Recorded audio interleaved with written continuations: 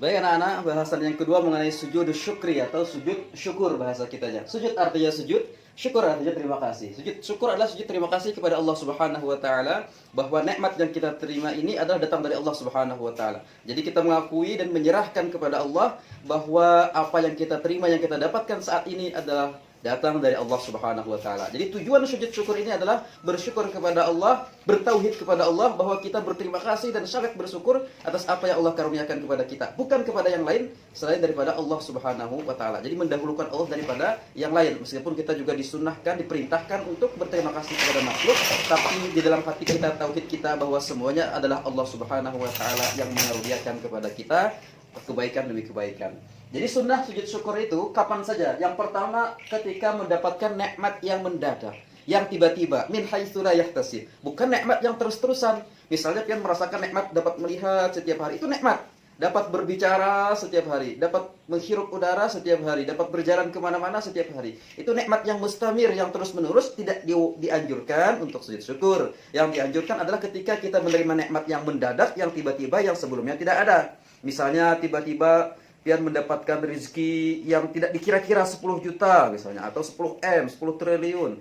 Menang misalnya lomba, lulus ujian, lamaran diterima, lamaran bekerja, atau lamaran perempuan diterima, khitbah diterima. Nah, itu sujud syukur. Karena tidak setiap waktu, tapi mendadak, tiba-tiba. Itu disunahkan. Yang kedua, lepas dari bahaya. Lepas dari bahaya kita juga disunahkan untuk sujud syukur. Misalnya terjadi kebakaran, rumah kita tidak terbakar, sujudlah syukur. Misalnya selamat daripada tenggelam, kapal tenggelam, kemudian kita bebas tidak tenggelam, misalnya selamat daripada mati lamas sampai ke daratan, sujud syukur. Kita selamat dari tabrakan, pesawat jatuh, ternyata kita masih hidup, sujud syukur. Lepas dari bahaya juga disunahkan untuk sujud syukur. Hukumnya sunnah ya.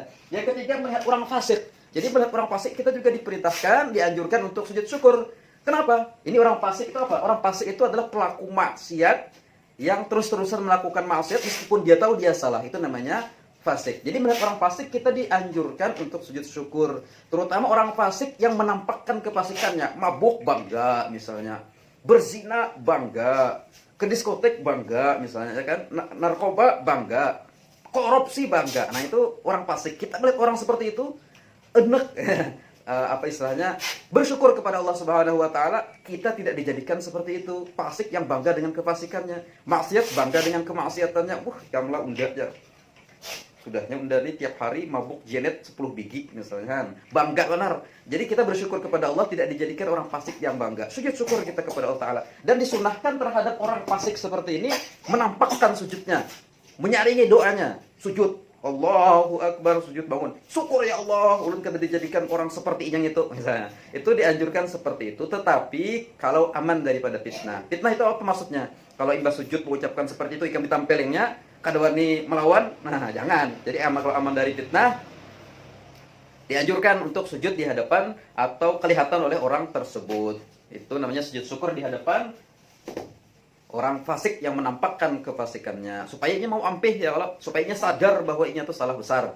Kemudian yang keempat, sujud syukur kalau melihat orang yang tidak normal atau cacat, yang kecacatannya permanen, misalnya dia pincang, cacat, buta, tuli dan sebagainya, itu dianjurkan, disunahkan juga untuk sujud syukur, bersyukur kepada Allah Subhanahu wa taala kita diberi batang tubuh, diberi pikiran, diberi hati yang normal seperti manusia normal. Itu kita sujud syukur. Tapi untuk yang orang terakhir ini tidak dianjurkan untuk sujud di hadapan orangnya atau kelihatan oleh orangnya. Karena orang tersinggung. Karena masalah cacat itu kan adalah ujian cobaan dari Allah Subhanahu wa taala dari sananya sesuai dengan takdir yang Allah gariskan kepada hidupnya. Maka kita tidak boleh, tidak dianjurkan untuk sujud di hadapannya. Kayaknya tersinggung, menyakiti hatinya. Tapi kita bersyukur kepada Allah diberikan batang tubuh yang normal, diberikan keadaan yang normal. Maka sujud syukur. Allahu Akbar. Adapun caranya takbir. Allahu Akbar, sujud. Kemudian bangun dari sujud, Allahu Akbar, salam. Assalamualaikum warahmatullah. Selesai sujud syukur. Rukunnya sebagaimana rukun sujud tilawah tadi ya. Itu penting untuk diperhatikan. Kemudian apakah suci dari hadas tadi? Ya. Suci dari hadas kecil tidak disyaratkan, tapi yang penting adalah suci dari hadas besar dan suci dari najis. Jadi perhatikan tubuh kalian apakah ada najis atau tidak. Perhatikan pakaian kalian apakah ada najis atau tidak. Perhatikan juga tempat sujud apakah suci dari najis atau tidak. Dan yang paling penting diperhatikan adalah menutup aurat. Nah, jadi jangan sujud tidak menutup aurat.